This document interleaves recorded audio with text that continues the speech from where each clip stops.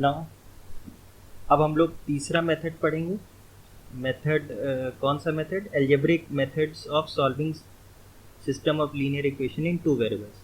तो एक हम लोग ने पढ़ा था एलिमिनेशन मेथड, एक पढ़ा था सब्स्टिट्यूशन मेथड, अब हम पढ़ेंगे क्रॉस मल्टीप्लिकेशन मेथड। तो सपोज हमारे पास ये दोनों लीनियर इक्वेशंस हैं, ठीक है, दो वेरिएबल्स में x और y।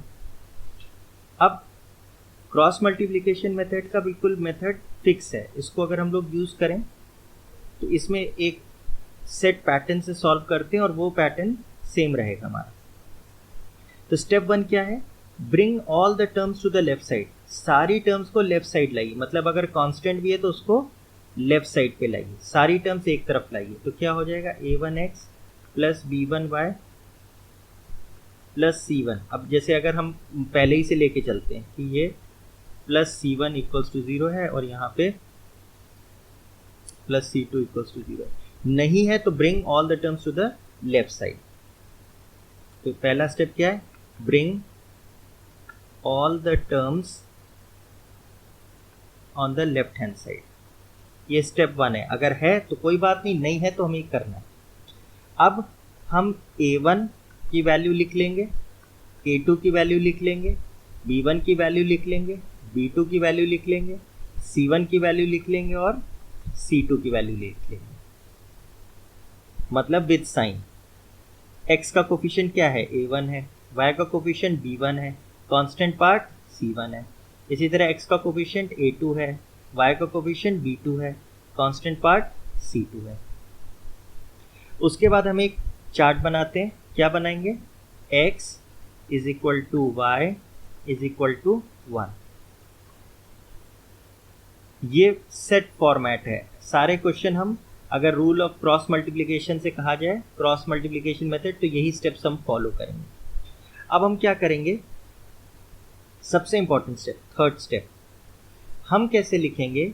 हमेशा पहले हम y के कोफिशिएंट्स लिखेंगे, b1 b2, फिर हम कांस्टेंट लिखेंगे c1 c2, फिर हम x के कोफिशिएंट लिखेंगे a1 a2, और लास्ट में हमने जहां से शुरुआत की थी y के कोफिशिएंट से, वहीं से खत्म करेंगे b1 b2।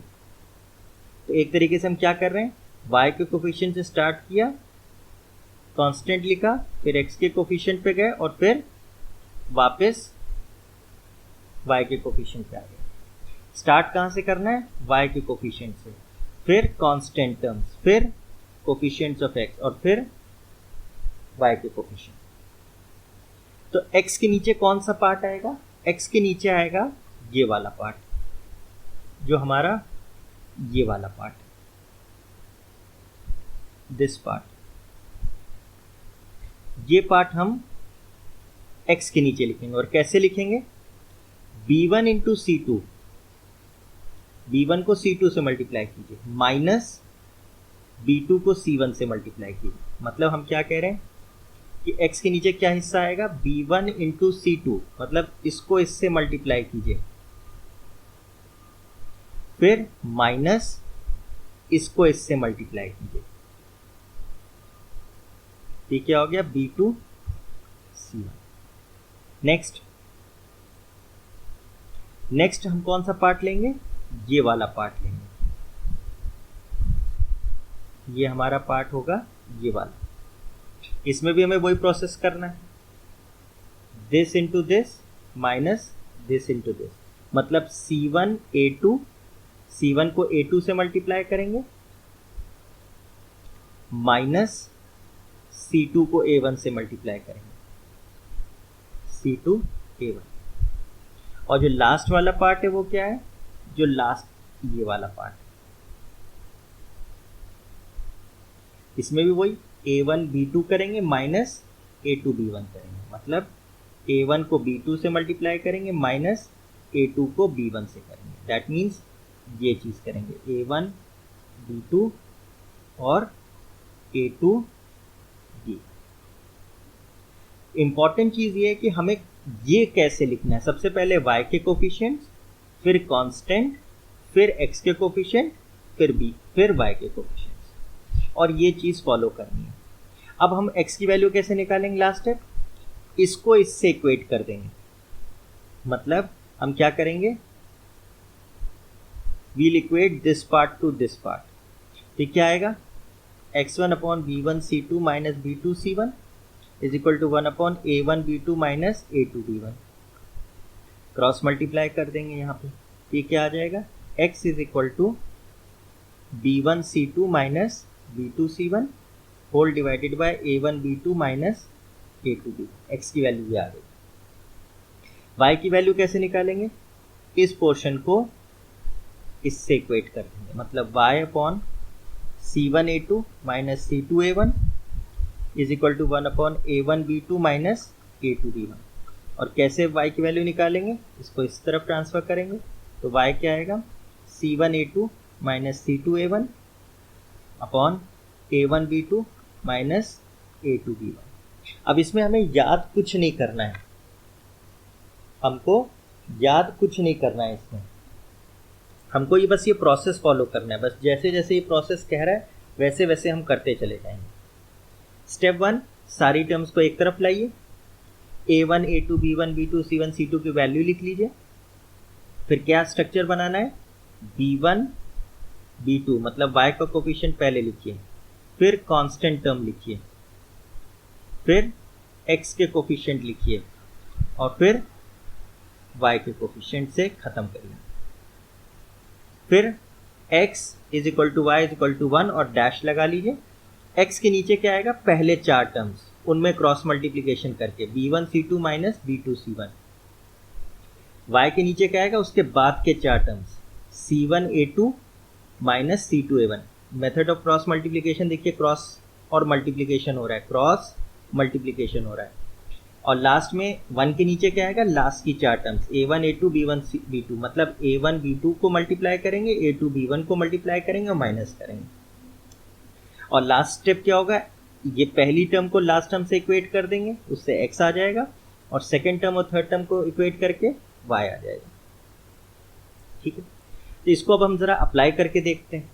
ठीक है, तो we have to solve this equations by system of cross multiplication. Step 1, सारी टर्म्स को हम एक साइड लाएंगे, तो 17 लेफ्ट साइड आए। इसी तरीके से 13x minus 2y minus 6 equals to 0। तो अब जरा देखिए, a1 क्या है, 2 है, a2 क्या है, 13 है, a1 क्या है, x का कोफिशिएंट a1, ये क्या है, a2 है। फिर b1 b2 क्या है, y के कोफिशिएंट्स हैं, तो b1 क्या है, प्लस का 3, b2 क्या है, माइनस का 2, ये माइनस का 2, ये प्लस का 3। फिर c1 c2 क्या है, कांस्टेंट टर्म्स है, तो ये क्या है, माइनस 17 c1 है और माइनस 6 c2 है। ये स्टेप 2 हो गया। स्टेप 3 क्या हो गया, हमें क्या लिखना था, वो स्ट्रक्चर लिखना था। सबसे पहले y के कोफिशिएंट्स मतलब b1 b2, फिर क्या लिखना था, कांस्टेंट c1 c2, फिर क्या लिखना था, x के कोफिशिएंट a1 a2 और लास्ट में b1 b2। ठीक, और क्या करना था, क्रॉस मल्टीप्लिकेशन ऐसे। अब हमें क्या लिखना है, x is equal to y is equal to 1। ठीक है, तो अब हमें क्या करना है, b1 b2 क्या है, 3 और माइनस 2, c1 c2 क्या है, माइनस 17 माइनस 6, a1 a2 क्या है, 2 और 13, और b1 b2 क्या है, 3 और माइनस 2। अब x के नीचे क्या आना था, ये फर्स्ट वाला पार्ट,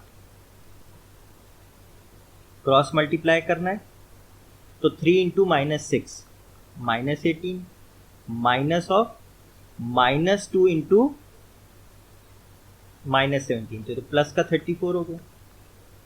ठीक है, नेक्स्ट यहां हमने क्या किया, 3 इंटू माइनस 6। अब सेकेंड पार्ट क्या होगा, ये वाला हिस्सा, इसमें भी क्रॉस मल्टीप्लिकेशन करना है, तो क्या होगा, माइनस 17 इंटू 13, 13 7 ज़ा 91 and 221, minus 6 into minus 2 minus 12, और लास्ट में हमें कौन सा हिस्सा लेना है, ये वाला पार्ट लेना है, क्रॉस मल्टीप्लिकेशन करना है। तो क्या होगा, 2 इंटू -2 -4 -13 इंटू 3 39 और -2 इंटू 2।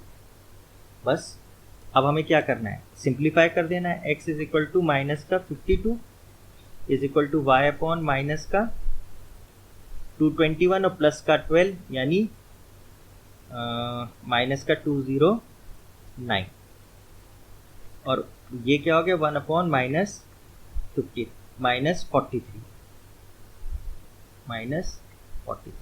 एक बार इसको इससे इक्वेट करेंगे हम लोग, तो x upon -52 is equal to -1 upon 43।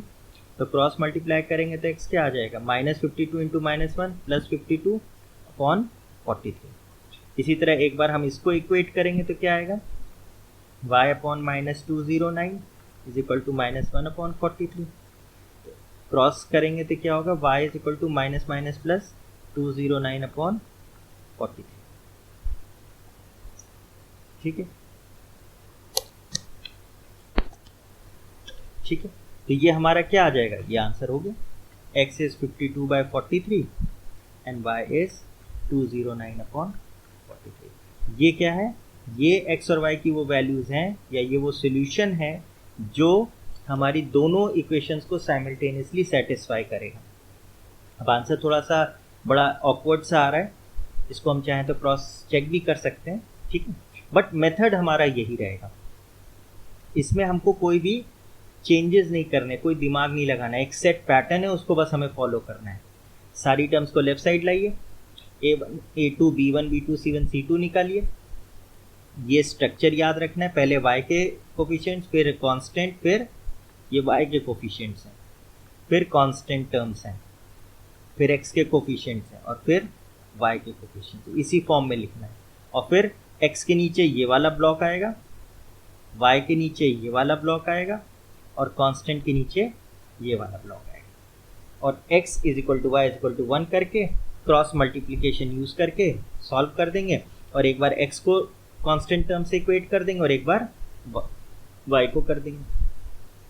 ठीक है, एक क्वेश्चन और लेते हैं। लेट से हमें ये सॉल्व करना है क्रॉस मल्टीप्लिकेशन मेथड से। तो इस बार क्या है, देखिए सारी टर्म्स लेफ्ट साइड पे हैं तो कोई इश्यू नहीं है। The only problem here is, देखिए यहाँ पे ये 5y माइनस 7x दिया है। अब गलती से भी अगर हमने जल्दबाजी में ऐसे ही लिख दिया तो यहाँ पे क्या है, y का कोफिशिएंट हो रहा है जबकि यहाँ आना चाहिए x का कोफिशिएंट, तो इसे हमें रीअरेंज करना पड़ेगा सही से। प्लस 28 ये फर्स्ट इक्वेशन, और क्या लिखेंगे, -7x plus 5y plus 9 equals to 0। अब हमारी इक्वेशन सही फॉर्म में। तो स्टेप 1 हो गया, सारी टर्म्स एक तरफ है और प्रॉपर फॉर्म में, a1 a2 b1 b2 c1 c2। ठीक है, तो a1 a2 क्या है, 4, ये a1 है, ये -7 क्या है, a2 है। इसी तरीके से -7 क्या हो गया, b1 प्लस 5 हो गया b2। इसी तरह प्लस का 28 हो गया c1 और प्लस का 9 हो गया c2।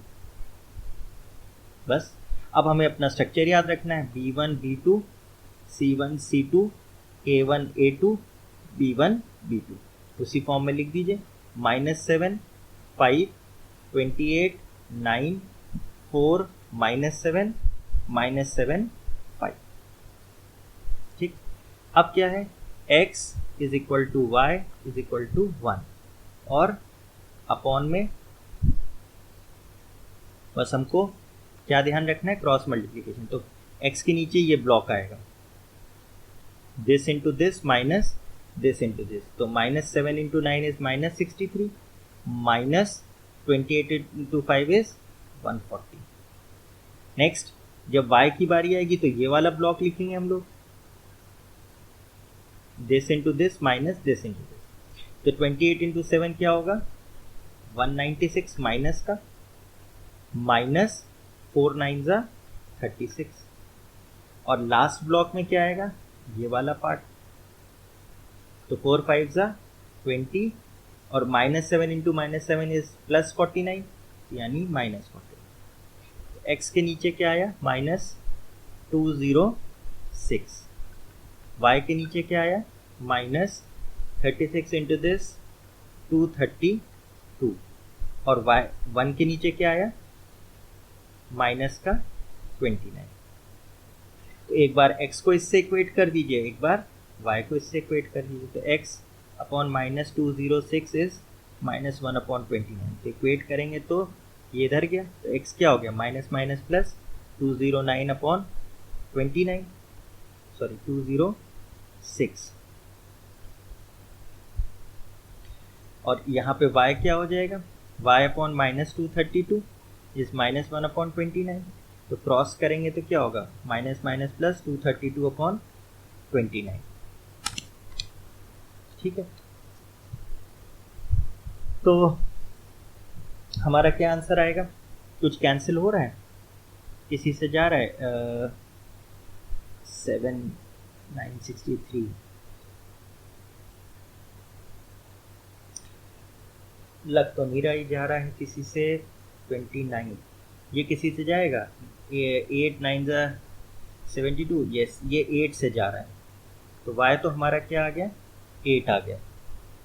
ठीक है, ठीक है, यहाँ पे देखिए हम लोग से ये गड़बड़ हुई है, यहाँ पे क्या आएगा 203, यहाँ क्या आएगा 203, यहाँ भी आएगा 203। अब देखिए 7 9 63, 7 2, यस अब 7 से चला जाएगा, तो x क्या आ गया 7 एंड y क्या आ गया 8, मतलब x is equal to 7 and y is equal to 8 is the solution of the system of linear equations. आप इसको क्रॉस चेक आप कर सकते हैं, x को 7 y को 8 रख लीजिए, जैसे फर्स्ट में ट्राई करें 4 इंटू 7 माइनस 7 इंटू 8, तो 49 माइनस 56, सॉरी 7 4 ज़ा 28, माइनस 56 प्लस 28, 28 प्लस 28 56, माइनस 56 देखिए 0 आ रहा है, बिल्कुल सही है। 5 into y, y is 8, minus 7 into 7 plus 9, ये कितना हो गया 8 5 ज़ा 40 माइनस 49 प्लस 9, 49 माइनस 49 देखिए ये भी सेटिस्फाई, मतलब ये हमारा सोल्यूशन बिल्कुल सही है। और सोल्यूशन का मतलब ये वो वैल्यूज एक्स वाई की हैं जो दोनों इक्वेशंस को साइमल्टेनियसली सेटिस्फाई कर देंगे। ठीक है, एक क्वेश्चन और कर लेते हैं, जो लेटर्स वाले होते हैं वो क्वेश्चन स्टूडेंट्स को जनरली कठिन लगते हैं, तो ठीक है स्टार्ट करते हैं। तो स्टेप 1, सारी टर्म्स को एक साइड लाइए, सॉरी माइनस सी होगा, और दूसरी इक्वेशन क्या हो गई dx प्लस ए वाई, और ये पूरा कांस्टेंट टर्म है तो माइनस का 1 प्लस सी इक्वल्स टू, फिर से वही स्टेप a1 a2 लिखिए, a1 क्या है a है इस केस में, ये a1 है, और ये क्या है a2 है। b1 b2 चेक करिए क्या है,